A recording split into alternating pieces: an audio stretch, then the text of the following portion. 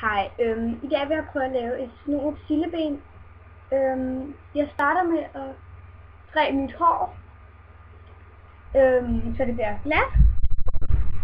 Og så efter, så tager vi en lille tørt hår, og så snor vi det lige så stille.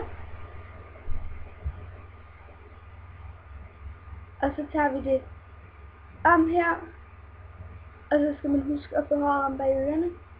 Så laver vi ligesom sådan en udhestehale. Og så tager vi den op i den.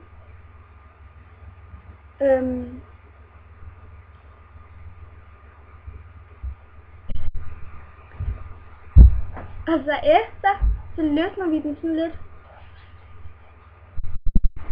Og så gør vi sådan her. Og så tager vi ligesom det der hår og putter det ind her.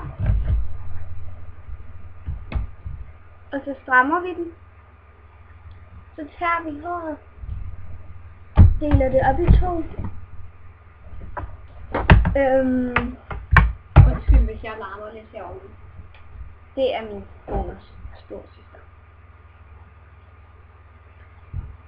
Så tager vi en lille tot, putter det over i det andet her. Og så gør jeg så med det andet del igen. Der er lidt vandet, hvis du selv kigger der, så på spejlet, fordi ellers så forvirrer det dig, fordi det gør at spejlet.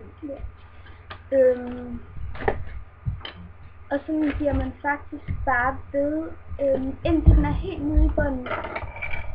Eller hvor man lige vil have den. Ja. Og så er hun også utrolig god til at lave silleben, så det bare sig sammen. Hun er nemlig rigtig dårlig til at sætte sammen. Ja, det er ganske svært med hævne. Det er der ikke nogen, der ved. Faktisk.